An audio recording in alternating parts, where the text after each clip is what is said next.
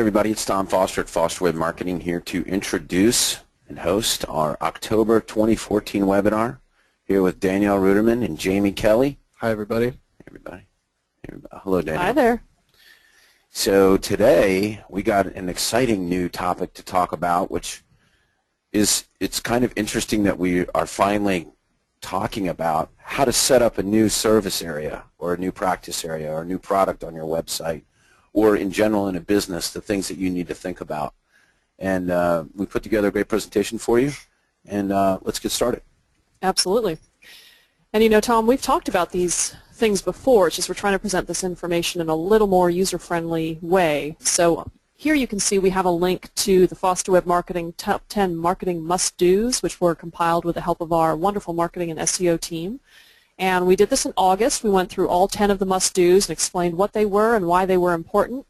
But what we want to do this month, here a few months later, is actually give you an example. So we're going to give an example of a product or service that you may want to add to your site and how you would actually use these 10 marketing commandments, we're calling them. How do you actually do this in real life for your practice? All right, so what are you going to learn today? First of all, you will have the refresh of the top 10 marketing must-dos, aka our marketing commandments. We're going to show you how not to use the commandments, and we're going to show you how to apply each commandment to marketing a new product or service. So you should be able to walk away from this and start something brand new for your business. FWM Church today. That's right. All right, guys. Let's do it. All right, so our example, and we know that we have a mix of different type of businesses on the call, but we wanted to pick one example so you'd really understand what we're talking about. We're going to go with a personal injury example. So you've got a website, you're a law firm, and you want to start taking motorcycle accident cases. You want to start helping motorcycle accident victims. What do? That's what we're here for today. And this, a lot of people do this. They add new practice areas to their business and to their websites, and they put it out there, and we're going to talk about what most of them do wrong and how they do it, and then really the way that you need to do it, okay? And we actually did a similar presentation at a recent conference for doctors, and we talked about servicing a new type of client. So, for example, helping runners. You know, that may be something you do as a physician, or you may offer a new type of plastic surgery, and the same principles will apply. So think about that as we're talking about this motorcycle accident example. Yeah. All right, so the first thing, if you're going to add a new product or service, you need customers to actually find you. This is obviously why we're doing this. So this whole webinar is geared about getting yourself out in front of these new potential customers. And not just online, but just in general. You put out a new service, you want people to start hiring you for it. It's important to keep in mind, too, that you should be evaluating where you are currently prior to adding a new practice area or expanding your business in general. You want to know where people are finding you currently, because that can shape and guide the way you plan future expansion. If you're already well known for handling lots of motor vehicle type accidents, you know, motorcycles are an organic expansion of that. If you are, you know, typically known for business litigation or something, and all of a sudden decide that you also want to be taking on motorcycle accident cases, that's a bit of a departure from, you know, the standard operating procedure of your website and of your business, and it's going to be more difficult as a result to really perform well for that new service. Okay, you're right, Jamie. All right, so there are many different ways that people can find you, and this is our, you know, one of our favorite slides. You've got your website, and then you have everything else that feeds into people finding you online. You know, you've got review sites, business listings. You could do print ads, TV and radio, newsletters, strip campaigns. There's so many different things that you can do to go get out in front of these potential clients. And what we're going to do here is give you a plan for actually doing this and driving people to your website to learn more about you.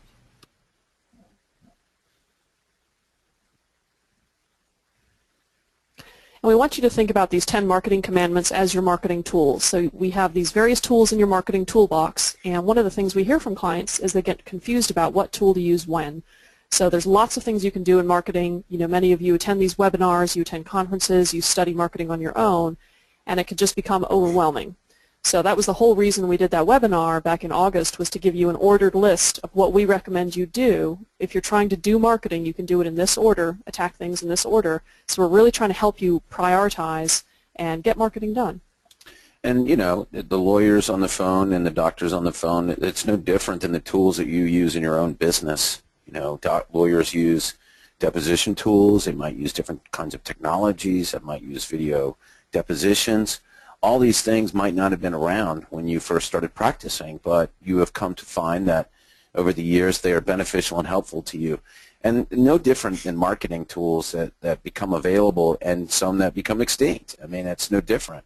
And our job, our responsibility as marketing consultants is to let you know what new tools are out there, what tools are coming, which tools you should stop doing. And it's no different than if you're a doctor, you know, we don't use those super duper horrible saws that we used in the Civil War. We don't use those anymore, do we? Danielle, we don't use those. Jamie, are you familiar? I think whiskey as a anesthesia has fallen out of favor recently. True. Apple cider vinegar has taken a comeback, though, right? All right, anyway, so point is tools change, and you want to stay on top of that. Tool for every task and a task for every tool. Right, and here we go. Here you go. This guy's speaking your language, Jamie. So Mr. Natch wants us to know, get the right tool for the job, and that's why we're here. Right. All right, so we're going to teach by example. So here we go, adding a new product or service the wrong way. And remember, in our little world here, you are an attorney and you have decided you want to service motorcycle accident victims. So how can you do this the wrong way? This is what we see all the time, by the way. This is based on real events. So Tom, I'm going to be Mr. and Mrs. Lawyer. Tom, I added a page to my website about motorcycle accidents, but the phone's not ringing. My website's broken. I want my money back. That's what we hear a lot. And then we'll go look at the page that was added. The one page. The one page, and it's like motorcycle accident attorney Alaska or whatever. And it's, you know, very short. It's one paragraph. We've seen that, or just one line. You know, I do motorcycle accidents. Or it's over optimized beyond and just has keywords. You know, motorcycle accident attorney, motorcycle accident lawyer, all throughout the entire content over optimized. Yeah, you know, you can see here with the photo we've got here, if you phone it in, it's going to be obvious to everybody reading the content. If you think that, you know, spending 45 minutes one evening after dinner writing a new practice area page is going to be sufficient, you're probably going to be sorely disappointed down the road. That might be a great time, that might be time very well spent brainstorming, planning how you are going to, you know, begin this new effort to market this new practice area as you go forward. But like anything, it's going to take more than just a passing thought. Yeah, and I mean, if you think that, I mean, motorcycle accidents for a personal injury lawyer is a competitive area. And I mean, there's going to be other attorneys that compete against you in your area. You have to consider them. What are they doing to promote their own service? Are you doing more than them or less than them? Here's another one, right? If you don't know anything about what you're talking about. Right. We hear this sometimes. We talk to our clients, whether they're a lawyer or a doctor, they just hear that a particular niche is lucrative or easy to get into, or they realize nobody in their area is doing this, and they say, hey, I can do that. What's the big deal? So that's why we have this little cartoon. Can you spot the difference between somebody who is an expert and somebody who isn't? Well, right off the bat, people aren't going to know. You could probably talk a good game, but once you try to litigate these cases or you take a new type of client and you don't really know what you're doing, they're going to figure it out, and you know what? Your reputation's going to suffer, not just through word of mouth, but they may leave you bad reviews. So this could affect your entire business. Just by trying to get into a new niche, you could really take down your entire firm. And just because you don't know anything about motorcycles in this particular example, you can find people to work with that know more about it, that can help you write the content, that can help you know more about motorcycles in general. I know a lot of firms that have people on their staff that are motorcycle enthusiasts, or they themselves are. There's a lot of attorneys, I'm sure some of you are on the phone, are into it, and that's great. I mean, your passion is your guide, and if you're passionate about it, that's what you should be doing in your profession anyway. To touch back on what Danielle said, nothing will undo all the hard work and effort that goes into marketing a new service area or practice area the right way, like poor reviews can. You can have the best organic web presence for, in this instance, motorcycle accidents, but if you're not great at trying those cases or getting favorable results and you're generating negative reviews for yourself, you're going to be undoing all of that hard work that you do.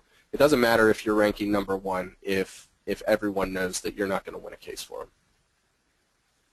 Okay, so this is a big one. This is what we were talking about in the beginning. You know, like they just throw up a page that is hyper-optimized for motorcycle accidents. Or they'll just go buy some pay-per-click keywords for motorcycle accidents, and that's going to solve. That's what we see a lot of, too. There's several layers of bad writing. You can have a very well-written, grammatically correct, well-structured piece of content that is entirely over-optimized and is never going to perform well from a web marketing standpoint. You can have, on the other hand, very poorly written content that could be great if it was just red-penned by an English teacher. And then there's a whole spectrum of mediocrity in between. I would really encourage everybody to just be honest with themselves about their writing abilities. If you do not have the capability or the time, and time is definitely a factor. This is not your guys' day jobs. We understand that. But if you have neither the time nor the ability to put out high-quality, professional-level writing, it's not going to be effective long-term. So don't do it. I mean, that's the point. It's like you have to have your – and that's why we're telling you this, because we see this all the time. You guys are fooling yourselves, and you're lying to yourselves by doing this. I mean, you just can't half-ass do it. Well, the other thing is that we have, and Jamie's worked with some clients recently who are actually really good writers. Yeah. Subject matter experts, passionate about what they do, and they just need a little help with the editing. So that's what we do, is just edit the work that they do. But, some of you are good writers. You may just need a little SEO help, a little professional editing.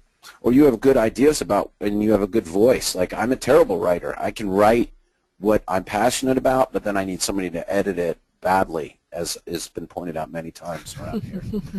But that's okay, and I mean, I understand that, and I'm good with it, and you all need to be good with that too, is that you can put down, you can write about in your voice, but then just make sure that someone can edit it grammatically correct. For some people that care about that stuff, Dave Freeze does not care about those things, that's fine. But other people do. Google cares about it, yeah. But then also have somebody that knows, web strategy, not a SEO, keyword stuffing, over-optimizing person, that lives in a faraway land, but somebody that you trust that understands how to do, 2014 SEO, which is different than 2010 SEO, It's just the change that happens. I know it sounds like we talk out of both sides of our mouths sometimes when we say, forget about the search engines when planning content, when writing content. Don't worry about keyword density. Don't worry about exact match keyword phrases, and then follow it up by saying, oh, but also make sure your pages are well optimized. I get the contradiction there, believe me, but the fact of the matter is that SEO is much more subtle and complex than it was a couple years ago. Because Google and the other search engines are much smarter and much more subtle and complex with the way they process data. You're just getting better at it. Yeah. I mean, and that's a good thing for everybody. It is a good thing. The problem arises when we've gotten so used to treating Google's algorithm and the other search engine algorithms as machines. We have to, there's a very formulaic approach to generating content that requires this many number of keywords per 100 words put in very specific places, and that's a very, very engineer-like way to go about it. But Google's moved beyond that in its capability of processing natural human writing and speech patterns, and we just need to remember that Google's much closer to human than it was several years ago, and write as if you're marketing to a human and not an algorithm. Right. Write for people, not for Google. They say that themselves. Oh, this is a favorite one. Okay, yeah, this is one. Right, go ahead. Yep. I'm going to be a motorcycle accident attorney, but you know what? I need a brand new website for my new niche. I cannot possibly put this on my existing firm's website. Right, Jamie? That's right. And, oh, look, local area motorcycle accident injury attorney.com is available for sale. Let me scoop that up right now. Yeah, that's old school. And that used to work, though. I mean, that was the way that we did it. Okay, so let's occupy all of page one. And, Jamie, you said this. We were talking about something about Google changing. Oh, we were talking about authorship. Mm-hmm. And what did you say, that Google keeps giving us toys that we break? Yeah, this is why we can't have nice things. No matter what Google comes up with, somebody out there finds a way to break it and exploit it, and then we all get grounded and get our toys taken away from us. But in a way, I mean, having done this for all these years and seeing, the beginning of, Alta Vista and the first search engines up till now, it is very logical and it makes perfect sense where we're going with everything. And I applaud Google at their continuing effort to provide a better user experience. Now, you know, and so this makes sense because it's your brand ultimately that people are going to be looking for and trying to connect with. And so you can't have, you really cannot have multiple brands out there, you know, for each.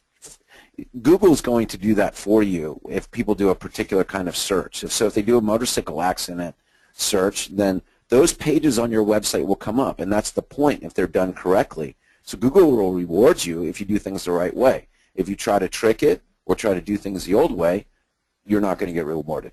And people still do it the old way. Well, the biggest issue we've seen is having multiple websites. Is you've got your branded firm website. You may come up for motorcycle searches on your other site, but as soon as people go look for, you know, Joe Brown's law firm, they're going to find your original site because that's your branded site, and nothing on there is going to tell them they did motorcycle. And they're sitting there going, am I crazy? I swear I saw that Joe Brown did motorcycle accidents, but there's nothing on his website. Oh, well. Right. Is this the right guy? Yeah. Maybe there's another Joe Brown. And the number one rule in marketing is, in sales and marketing, is a confused mind does not buy.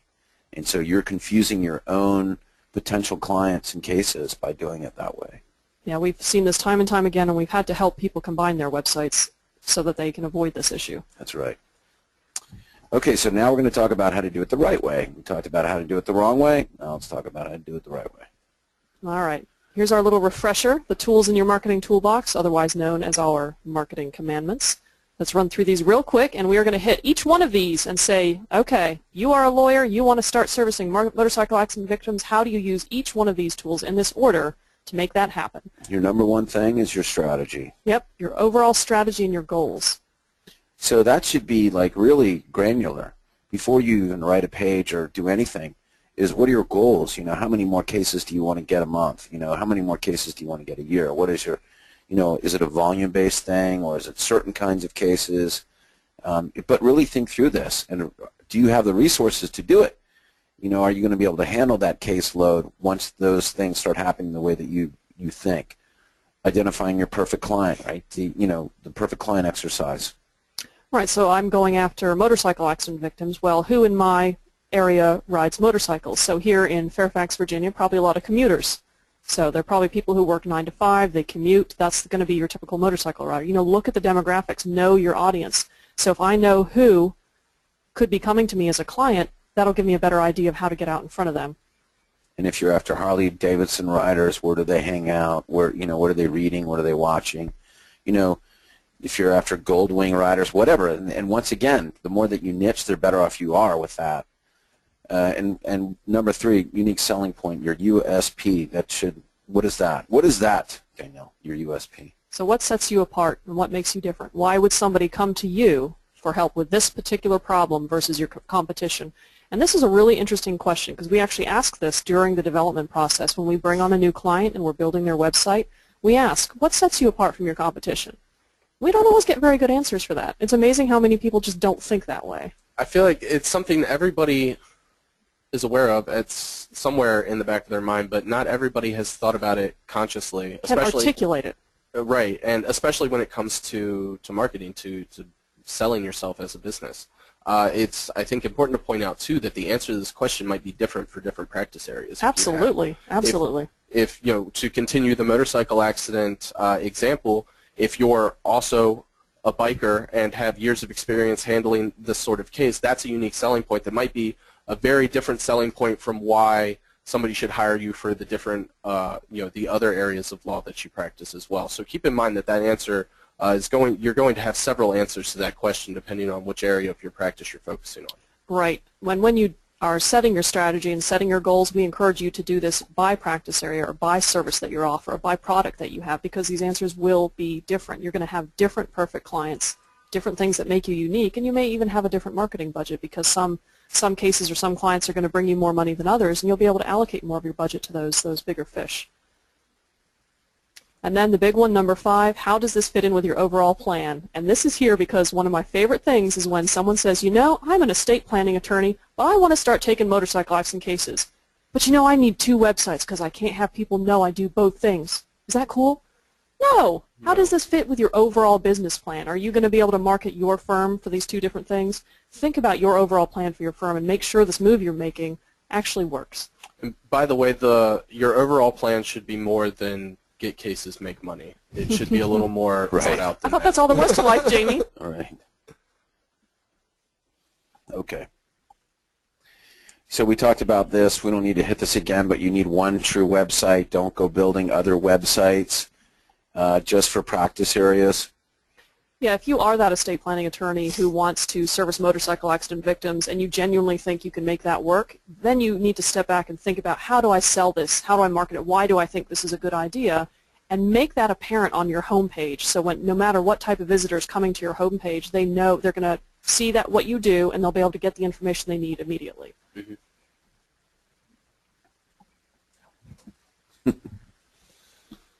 All right, so you've got your one true website. One of the early things you're going to do when you decide to take on this new type of client case product is you're going to update your website.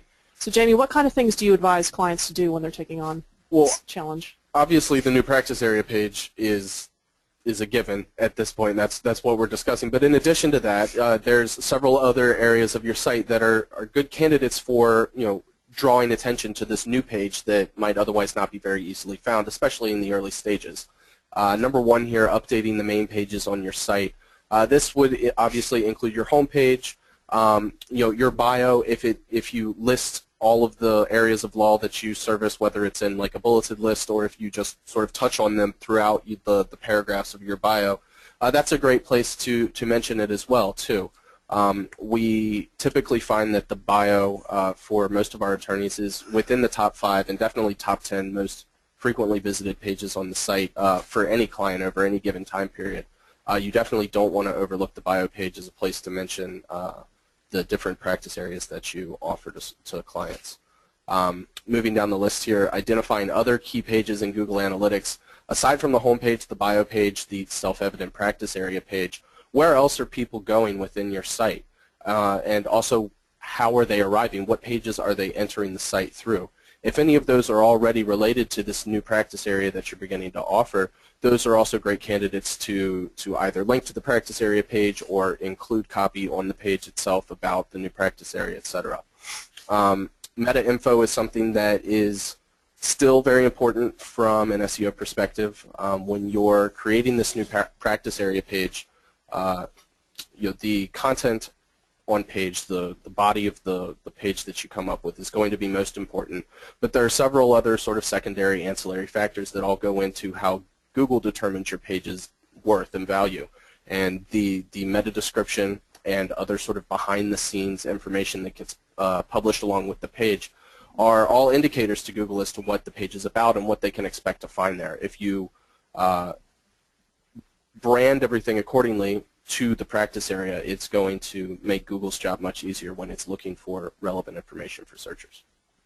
But that, we're not saying over-optimize that stuff. No. What you don't want is a good meta description for a motorcycle accident page. Off the top of my head would be, Joe Brown's an experienced motorcycle accident attorney, local to the whatever city area, practicing for over 25 years, period. You don't want to just recycle the same description that you use on the home page. You don't want to just say, motorcycle accident injury attorney serving motorcycle accident injury victims in location, call now. Right. That's not going to work. The meta description in particular is what gets shown beneath the link to your site in the search result pages. So that's prime real estate for you to sell yourself. You have 160 characters, slightly longer than a tweet, to grab somebody's attention and convince them to click on your site as opposed to the 9 other sites on the page. And what about homepage design changes? What do we mean by that? Well, you want to make sure that the work that you do is actually accessible from your homepage. With DSS, if you're a client of ours, if you add a new practice area, automatically your practice area is available from the homepage navigation, but that might not be true for everybody. So you want to make sure that you may be writing content for your website, but if someone gets to you through your homepage, is it obvious to them that you now handle motorcycle accident cases? You may need to update your navigation. You may want to add extra design to the sidebar or the footer or something. Somewhere on your homepage where you talk about the type of work that you do, you may need to make some design changes that aren't related to content. Yeah, don't do all this work to create a new page and then have it difficult to find for people. If you're trying to integrate this and make it a a sizable portion of your practice going forward, you want people to be able to find it very easily. And invest in it, yeah. And so a lot of people we see stop right here. They're done. Even if they do this part, they're done. But there's so much more to do. Yeah, this is number 2 on the list. Right, this is number 2, guys. And I do want to point out, notice that our first item we talked about, which was your strategy, that may not seem like a marketing tool, but when we sat down as a team to debate what order to put all the marketing you need to do, we kept coming back to strategy. We kept coming back to having a plan, right? So that's why we made it our, doesn't seem like a tool, but gosh darn it is the first thing you need to do. You have to do the strategic before you do the tactical. How do you know what to do unless you have your strategy down? Get your battle plan. That's right. All right. Okay, so this is what, number 3? This is number 3. So local SEO updates. What are we talking about here, Jamie? Well, so you should, at the very least, have a Google Plus page, probably a Facebook profile, Twitter if you're into that, and probably a smorgasbord of other local directories. All of those allow you to list yourself in categories. Some allow you to list yourself in multiple categories. Some make you sort of pick one. So depending on which particular local profile we're talking about, you may be limited somewhat in what you're able to do, but anytime you're updating or adding a new practice area page, because what you're really doing is expanding your business. It's not just adding a page to your website. You're adding an entire department or branch to your firm, effectively, and you want your presence online, no matter where it is and how it's found, to reflect that. If you're able to add multiple categories, go in and make sure that that new service area is listed in the categories. If Google Plus, for example, allows you to have one primary category, I typically would not recommend you changing that primary category unless this, in this case, becomes your primary. Exactly, yeah. But you are able to list secondary categories, and do not miss those opportunities. Google it's easy to do that. All of that information, and if you already have control of all these profiles, you could knock them all out in an afternoon very easily. Yes. So this is a great thing to do that not many people do. Take advantage of this opportunity with your local SEO. Right, it's more than your website. And also look for new directories. Depending on what kind of work you're doing, there may be, especially in your area, there may be organizations that list attorneys who help with motorcycles, something specific to motorcycle accident victims or specific to that new group you're trying to service. There may be a directory you didn't even know about that you're now eligible for because you do this new type of work. Very true. And you would be surprised. These people are looking for content as well. These people are looking for connections. They're looking to pair up with people. Don't assume that they're not going to want to work with you. Jamie, you had the most lightning response from a directory. This wasn't motorcycles. It was bicycles. It was bicycles, yes. It was immediate. Yeah, that was actually the easiest I've ever had that process go. But one of our clients reached out to us about establishing a partnership with a bicycle safety and bicycle. Because he does bike accidents. So he wanted me to reach out to this bicycle rights advocacy group, and I reached out to them asking, not only would they be interested in a monetary sponsorship for their program, but also some sort of content sharing program. Our client blogs regularly about cyclist rights and cyclist safety, and so does this organization. And now we've established a partnership where he's providing content for them. He's a sponsor of their site. It worked out perfectly. And would you say that that's an example of SEO in the year 2014? Yes, SEO I think could really be expanded into just general PR, web marketing, right? Digital relationship marketing. Building. Exactly, and that example in particular is a very good example of what link building is today, what good link building is today. Real holistic link building. The original goal of that project was to get a link from the Safety Federation to our client's site, but it turned into something much more. It turned into this content sharing program. And that's really the way. Establishing personal relationships is going to be the way to effectively earn backlinks. I don't even like to say link building anymore. I prefer to refer to it as link earning, because it's not just slapping links in comment sections of blogs or buying directory listings. It's about earning and truly cultivating these links across high-quality authoritative sites. Because once again, because we abused it. We figured out ways to automate. We figured out ways to trick Google, and Google's like, that ain't going to work anymore. Anyway, good point there, Jim. Now we do have a question. Let's go ahead and take this. So Mark Carty is asking, in terms of keeping one website for one brand, what if I have a separately titled division of my firm? For example, he works for a certain criminal attorney, but they have a sister name they operate a business under for Ontario, Canada, called the Ticket Clinic, that runs businesses out of the same office as their primary office. One business, but two completely different areas of practice. Canadian criminal charges versus Ontario provincial offenses. Should they have a separate website or one website? I think the one address thing is a bit of a That's what challenge. always gets you, and if it's under one brand, if it's under one firm name, no, it's two different firms. So they have a sister name. I think the address to me is the red flag. What do you think, Jamie? Well,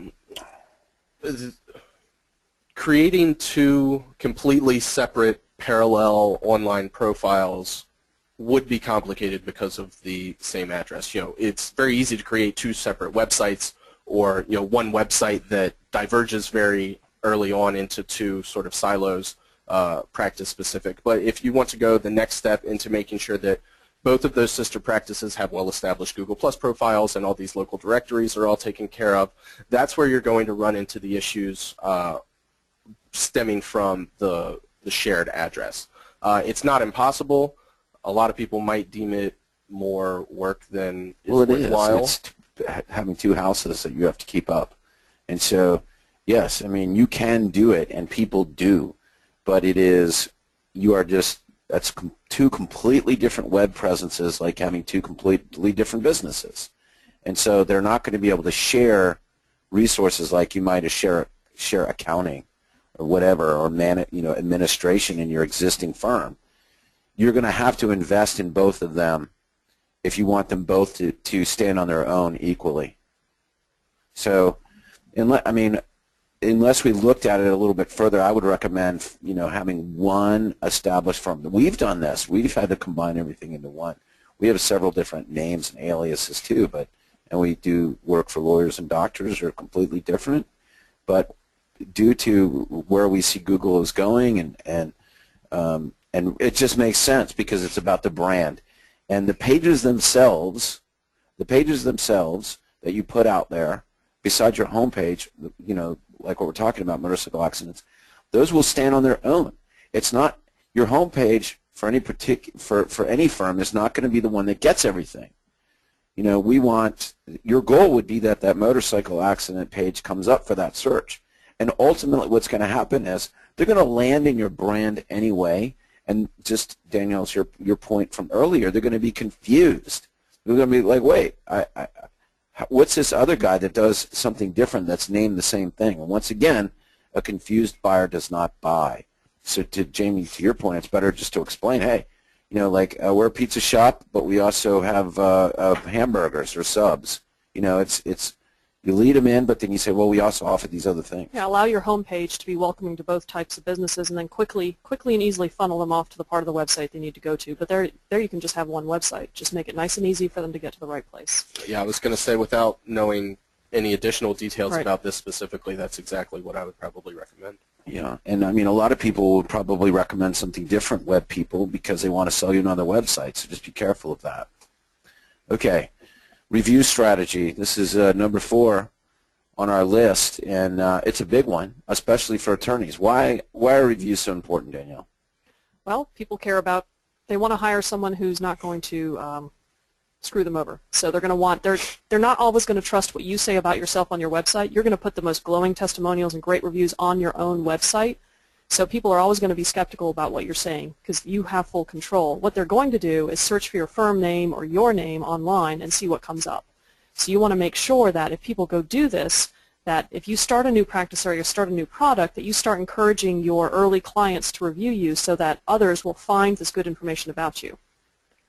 Because your reputation is going to be everything, and those reviews elsewhere off of your website are going to have more weight in a viewer's mind than what they see on your website. So you really want to plan early to have a review strategy. So those first few clients you get in and help in this new area, you can really try to push them to leave you reviews in prominent places. Go ahead, Jamie. Take control of your online profiles off your own site. Yelp, Yellow Page directories, Google+, those are some of the big ones, but there are dozens and dozens of sites where people can leave reviews. there's probably some out there that you're not aware of that have been floating around for who knows how long.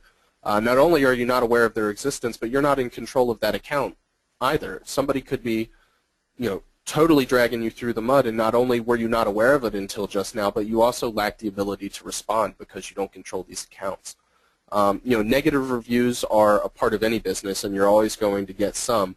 But if you maintain control of these accounts, you're able to respond to them in a timely manner and a professional manner, need I remind, to show people that, these sorts of things happen, but it's obviously not your goal, and that you go to great lengths to make everybody as happy as possible. It also just makes it easier for you to cultivate positive reviews.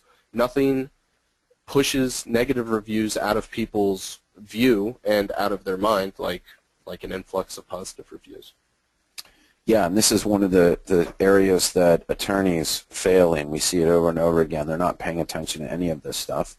And you think about your own searching behavior when you're looking for a doctor or, a golf club, or you go to Amazon and you want the best coffee or whatever. There's a reason why they have reviews listed there. I mean, Amazon, if you want to know how to market, Amazon is one of the things that you should follow, because they're excellent marketers, and it's constantly improving their system of conversion. And so reviews are a big part of how they segregate products and put them in order. And that's no different. They do that for a reason. I mean, that's what we do when we go searching for stuff too. And so definitely people that are looking for a lawyer or a doctor or anything are going to be doing the same thing, looking at reviews. The other one that you didn't mention is Avo, which is one of the biggest ones that all lawyers need to participate in. I mean, Avo does a great job on marketing itself and marketing you as a lawyer. They have a job to market your name and your brand. And you can play with them or not play with them. We know a lot of people that don't want to play with Avo, and you're just really hurting yourself right now. It is another tool like anything else that you can put in your toolbox that if you play nice, it will get you cases and clients. Now, I'm not saying that you go hang out of there and answer all the questions that they want, although I do know that lawyers have gotten good cases and clients from answering questions on Avo. Other ones say they've never gotten anything, or they used to and not anymore. Once again, there's nothing that is everything.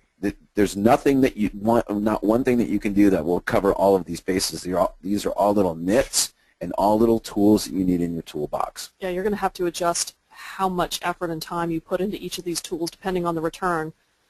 You may do really well from updates you make to your website for some point, but that may ebb off. You may need to invest more in other areas, so you do need to, like Tom was saying, the one thing you're doing that's working really well, be prepared to eventually fade. Nothing is constant. Okay. Content. Our favorite topic. I mean, like, content is the foundation of everything. If you don't have good content, nothing else matters. So we cannot overemphasize the importance of content. I've been talking about it for 16 years. You have to have good content on your website, not only for the search engines to find you, but also once people find you, once the search engines find you, but people are landing on that page, it needs to convert them. So you're building a page about this service, right? What else are we talking about here with content? Well, we talked about updating your website, but on an ongoing basis, you also need to continue to write content and promote this service on an ongoing basis. So you can start writing articles about that will be helpful to motorcycle accident victims, frequently asked questions, and you want to link these together. So if you're writing an article about motorcycle injuries, you can link to FAQs about those particular injuries, but produce some really good content to help people who are in this situation. That's a great suggestion. Number 3, interviews with experts in the field. This goes to one of our first mistakes, that you don't know what you're talking about, and people will see right through that. But you can make up for that by interviewing other experts, right? I don't understand. I want to help motorcycle accident victims. Tell me what the plight is of a motorcyclist. Top accident investigators. We have a firm that does very well with motorcycle accidents because their investigators are all motorcycle people and very well known, celebrities in the motorcycle world in that local area. And so as a result of that, they get a lot of referral business from those connections and those relationships. Not doing anything beyond creating just the practice area page would be akin to not doing anything beyond opening statements in a trial. Or taking no depositions. and then taking it to trial. Mm-hmm. Doing no discovery. Great point, Jamie. Breaking news, this is another thing that people forget to do, and it's something so easy, which is just set yourself up so that you get alerts, Google alerts and other alerts from different things, on breaking news. When there's an accident, a motorcycle accident anywhere in the world, you can talk about it. If there is a motorcycle recall, if there is a new kind of motorcycle, anything that has to do with the motorcycle. New safety gear, anything right, that comes out. Talk about it. This establishes you as an expert in this world, and you would be amazed at what people will search to find you. It's a fine line, though. You don't want to come off as simply regurgitating Sure. CNN news briefs or whatever the case may be. If you don't have anything new to say about the topic, then save your time and don't. But if you have a unique perspective on it, if you can relate it to your potential clients in a way that would be meaningful to them, that's going to be important. Right, and it's great to do blog posts about your opinion about something, a change in the law or whatever. But yeah, just don't just copy and paste links to news items, right? That doesn't work. And what about videos? I mean, video is content, guys, and it is very powerful content that most lawyers are ignoring still to this day, unbelievably so. I'm shocked at how many lawyers are still not doing video out there for content. Video gets displayed right in the search results by Google. You don't even have to go off of Google's page. That's not necessarily great from your site's traffic perspective, but it's great for getting you in front of the eyeballs of the searchers. I'd rather somebody watch my video within Google search results than come to my page and not convert. Video can be a very effective tool, but it has to be done. Has to be done well. Don't do one of those videos sitting at your desk with your camera on your monitor cam, where you have poor audio, poor lighting, poor framing. You're a lawyer or a doctor that is charging a certain amount for your services, a respectable amount for your services. Don't call it in cheap. If you look cheap, people are going to think of you as cheap. So make sure that you do a professional job. We see this all the time. Oh, I did video and it didn't work. Well, because that video sucked. That's why it didn't work, not because video doesn't work. Take your cues from the videos that you see in the search results. If you're wondering why a competitor from across town is getting his videos up in the search results and they're high quality, professionally produced videos, the answer's right there. That's why. Yep, and so this is just really more of the same. Talk about case stories. Talk about it's not I won this case and got my client $500,000. That's not the case story. Tell the story of what happened with imagery, with pictures.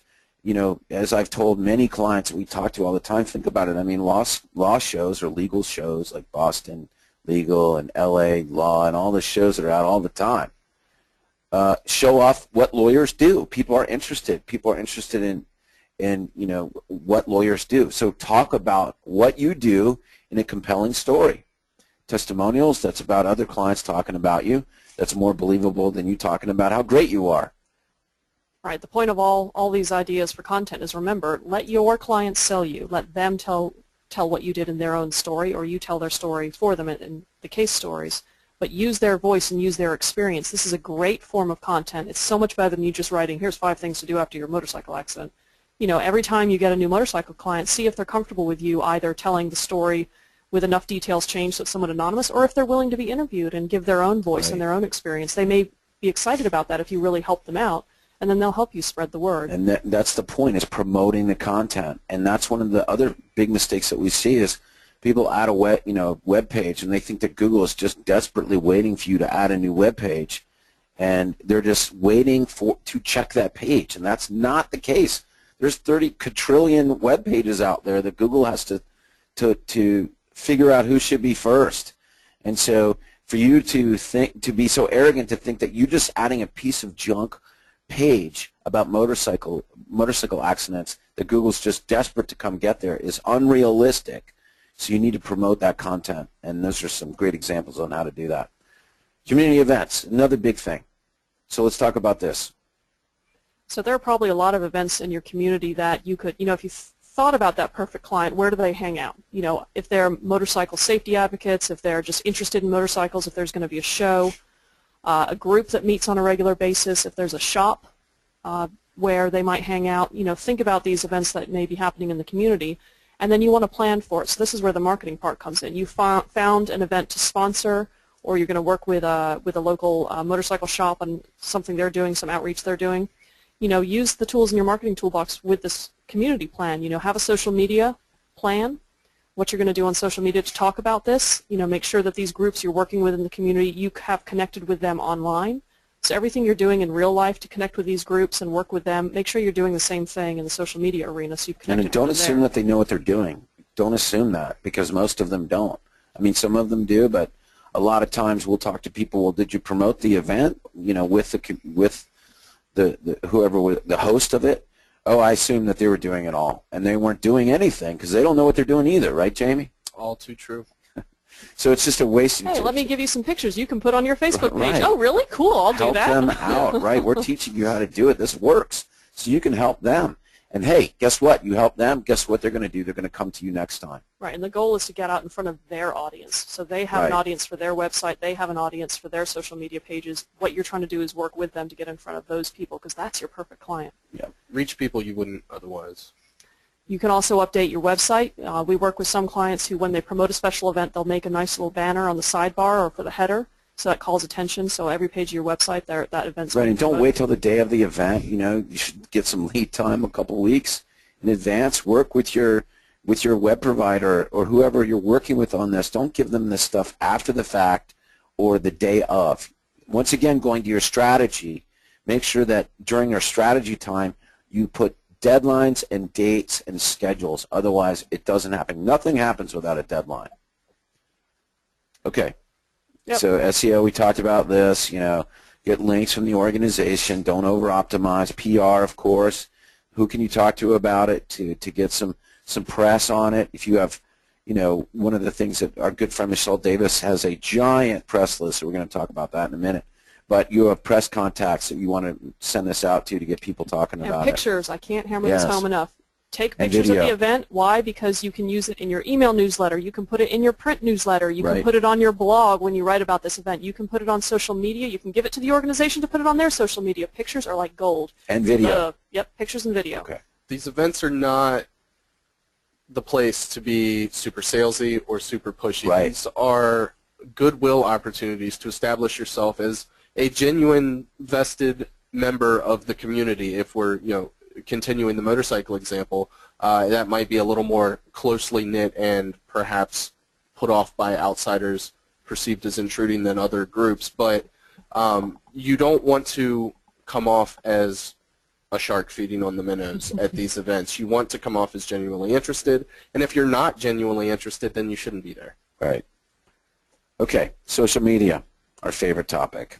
All right, so I'm looking to get my motorcycle accident practice area out there so I can update even the social media profiles. You talked about the local directories and things like that where you can add this new practice area. You may have a description in social media or something like that that talks about the type of work you do. Yeah, we touched on updating the categories, but you know, you're, like Danielle said, allowed to have descriptions of your practice for most of these profiles. You would want to update any copy in there to include the new practice area.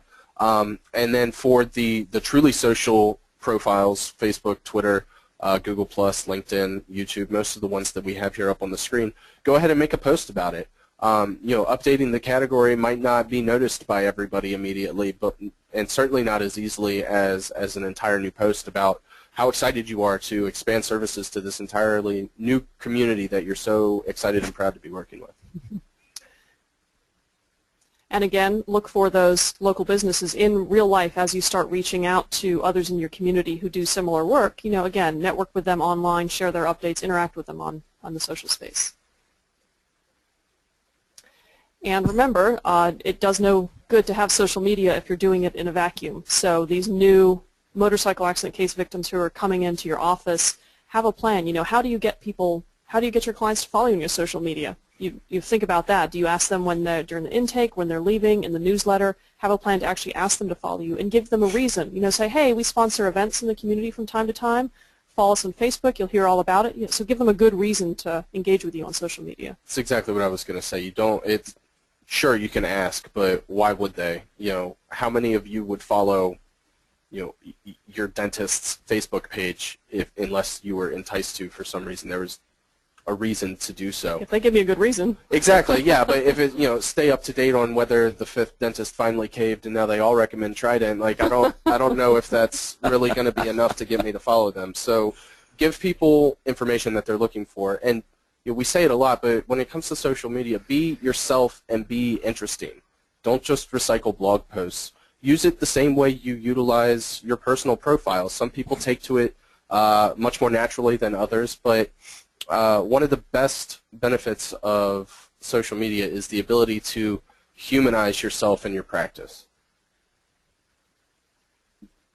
And one thing some of our clients do, again, this really depends on the niche that you're in. If you are working with cyclists or motorcycle accidents, you can make bumper stickers that are relevant. And we have some clients who have bumper sticker campaigns. They have people send in pictures of the bumper stickers when they're traveling, or people do this with T-shirts or water bottles. When people are out and about, hey, send us a picture, we'll put it on social media. You can encourage your clients. That's another way to encourage them to be social. They'll want to play with you if you do.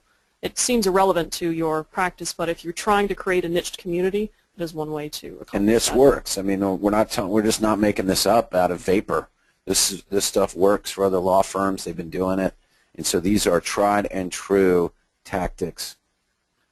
Okay, and be a victim's advocate. Share stories about other people. Once again, this is being helpful to the community and connecting people together. I mean, you need to look at social media as just a giant networking event that's never ending. And if you treat it like that and you think about it like that, when you go to a networking event, you don't just go around to everybody and stand in the middle of the room and say, I'm a motorcycle accident. let me tell you about the 5 things to do after. Right. So just keep that in mind. There is a protocol there. So follow-up What are we talking about here? So follow-ups. So you want to get people into your funnel, but then you need to follow up with them. So the best thing we recommend, motorcycle accident victims, write a book for them. Do a bumper sticker. Do some book or checklist you can offer on the website that will appeal to this new audience. Get yourself an awesome landing page. Again, get a copywriter to help you with this if you need it. Get a really good quality image for your offer. Update your website design. Again, your homepage design, your practice area page, make sure it's obvious how people can go get this offer, and then create a follow-up campaign so you're continuing to market to these folks. Newsletter. Your newsletter. So talk about this new, hopefully you already have a newsletter, and again, there's email newsletters and print newsletters. You can do both because people are going to take in the information in different ways. So as you get contacts, make sure that you're adding them to your newsletter list, and make sure you talk about your new practice area. Now, if you're really trying to get niched and you really have the resources that you're pouring into this new practice area, in theory, you could do a newsletter specific for motorcycle accident victims or people interested in this. If that's something, if you're really making this a big part of your practice, you can consider doing that. And that would go in your strategy, right? And these are things that you need to think about back in the strategy time. A print newsletter is going to cost more. We get this question all the time, well, which one is better? Well, hands down, a print newsletter is going to outperform an email newsletter, although we'll get other arguments about that. But no matter what, it is more expensive, but people will hold on to it. And, of course, it depends upon the quality of that newsletter. If you just send out a Word doc where you've grabbed the images from Google Images and slapped them on there, that's not going to work. And not that anybody does that. And the same thing with your email newsletter. It's going to work as well as it looks. Remember, it is your brand and it's your reputation that you're sending out there with every mailing or every email. And the other thing is be consistent. Don't just do it every now and then. Be consistent. Is it a quarterly newsletter? Is it a monthly newsletter? Is it a bi-monthly newsletter? What is it? Yeah, pick timing that you can actually adhere to. Yeah. Commandment 1, strategy. Strategy, once again. Yes, all these things are decided in your strategy. So if you're going to do external ads, we just have a couple recommendations to keep in mind. You're going to appeal to this new community, but make sure that the look and feel of the ads that you're putting out there, whether it's TV, billboards, or print, is consistent with the branding you already have. So you don't want to go create a new logo and new colors for this new group so that when they go find you online or they see you elsewhere, it's going to look completely different than what you have already. Make sure you maintain consistency with all your marketing collateral. A confused buyer does not buy, and so if you confuse them, if they've been referred to you by somebody as a motorcycle accident attorney and they go to your website and there's nothing there because you decided to build another website for motorcycles, then they will be confused and not hire you and hire your competition, even though you were referred by name by somebody else. So it's very important that you pay attention to this brand consistency. And then you really want to make sure if you're putting ads out there, and you'd be surprised how often we see this, if you're talking about a certain topic in your TV ad or in a print ad, make sure you have similar content on your website. Because what are people going to do? They may forget your brand name, they may not write the phone number down in time, but they'll type that topic into Google and they'll try to find it. And if you've got nothing on your website, they will find your competitor. We have a client who does very well with this. He makes sure he has great web content for all the ads the big guys put out because they don't do any web work. So he picks up all that traffic. So if you're doing print or external ads, make sure you have similar content on your website. And this is a big opportunity that not many attorneys take advantage of, but those that do really do well. And this is a totally old school marketing, which is media and PR connections. So you want to talk a little bit about this, Danielle? Sure. So you're getting into this new area. You're looking for motorcycle cases. So what you want to do is start looking around in your community for print, web, radio, TV personalities, anybody out there who is talking about, who seems to have a passion for motorcycle rights, or they're interested in this subject. You know, you can check social media, you can read their bios, you know, start doing some hunting and find folks in the media who will be sympathetic to what you're trying to do. And then what you want to do is try to connect with them. Try to connect on social media, on LinkedIn, see if you can attend some of the same events, get to know them in real life. And a really helpful thing is once you get to know these folks, find out their publishing deadlines. You know, everybody's got deadlines. Everybody has to come up with stories. And if they're already interested in what you're doing, which is, you know, this new practice area, you care about motorcycle rights, you may be able to pitch them a story from time to time. And especially if you pitch it right before a deadline when you know they're going to have to go in and have a good story, you're going to have better luck getting that picked up. So this is kind of the strategy. Keep a good media list. And, you know, reach out to them with timely information, especially if there's a hot news story breaking and you have a certain perspective or you know the investigator who worked on that case, you know, you may be able to pitch a unique angle. So, but doing your homework well ahead of time and having that good media list ready to go is going to put you ahead of the competition. And this, as we said earlier, Jamie, this is a big part of what an SEO consultant does today, is has good relationships or can help you build good relationships with your local press. Yeah, and we're not saying that this process is quick or necessarily easy. In fact, it's neither. It's the hardest. But you got to start somewhere, and you know, until you start, it's definitely not getting done. Yeah. Right, and we do have this later on the list for a reason. You know, we want you to get that good foundation, all the other things that we talked about. You know, get that down, know what you're doing in this new niche, and then, you know, start hunting around for the PR media. Because if they go check you out online and you don't have good web content, you don't have a good social network, they may not take you seriously. And also, they're not going to hire you to do the story with them. That's another thing that's really important to this, is that they don't want to teach another lawyer how to talk on camera. And so by going out there and actually doing it and putting those interviews on your website, the other news stations will see another reporter say, oh, he's done this before, that's good. Okay, well, he speaks well on camera, let's get this guy. Oh, look at all these awesome videos. Right, exactly. So it establishes your reputation. He's not going to freeze when we get him on camera. It's very important. So if you've gotten those things before, make sure that they're on your website, unless you froze on camera. Paid ads. Jamie, let's talk about this. What does this mean, paid advertising? And it's number 10. It's the last thing. And what's interesting is that so many attorneys and businesses do this first before they've established anything else. They just go buy AdWords. They think that's all it is. There's a lot more to it than that, and you can certainly throw money at the problem through and Google will take your money. AdWords. They'll all take your money. Yeah, yeah, they all will. But there's it's very easy to get ads up and running and spend several $1,000s a month. It's a very different thing to make those ads work effectively for you and to turn visits into clients and cases. You know, will your clicks go up if you throw money into AdWords and forget about it for a month? Absolutely. Are any of those clicks going to turn into clients? Unlikely, unless you're really dedicating significant time and energy. And I keep using AdWords as the example here because that's the largest platform, but the same lessons are true for any of these. AdWords Express is a sort of slimmed down version of AdWords that allows you to utilize either your homepage or your Google Plus page as you see fit. It's cheaper, and I'm talking like 90% cheaper than AdWords is, but is also very hyper-local. It's designed specifically to be used locally, and we've seen great results from transitioning clients from traditional AdWords accounts into AdWord Express accounts because, at the end of the day, they're interested in local traffic more than anything else anyway. Right, it's a great service and it works very well. We've tested it, and AdWords Express is a great alternative to AdWords. Most of you on the call are only interested in local business, and so this would serve you very well.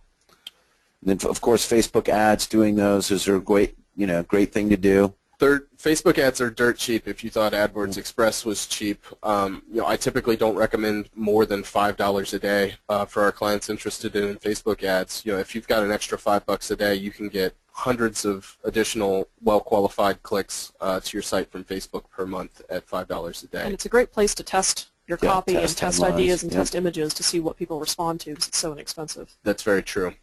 There's multiple ways, and I know we're getting short on time here, but there are traditional display ads within Facebook, but you can also boost and promote posts too. If you have a great piece of content that you're using to advertise an upcoming community event, you perhaps don't want to take out a banner ad on Facebook the way you may if you were promoting your new motorcycle safety book.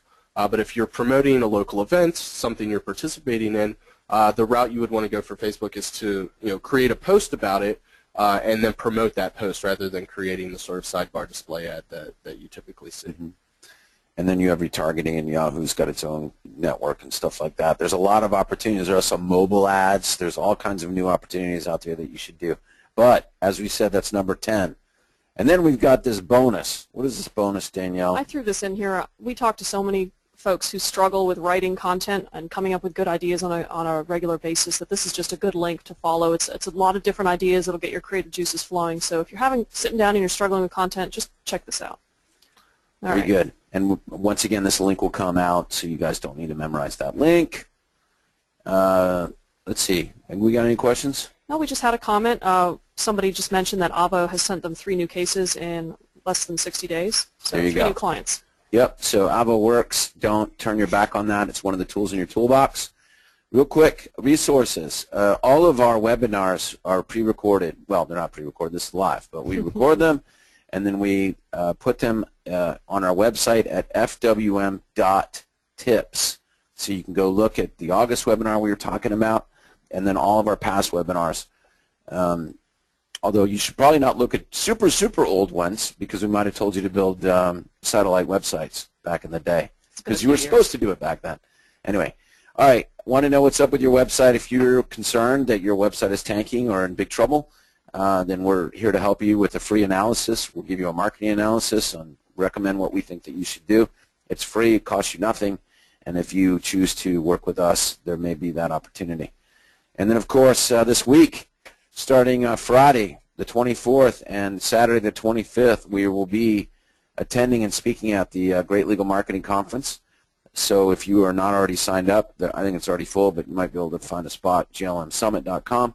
And then on Sunday, we have a boot camp that we're putting on, a day-long boot camp, which is after the summit. And if you want to come to that, we have a couple spots still, like standing room, I think, only at fwmbootcamp.com. So, Danielle, Jamie, thank you so much for this great webinar.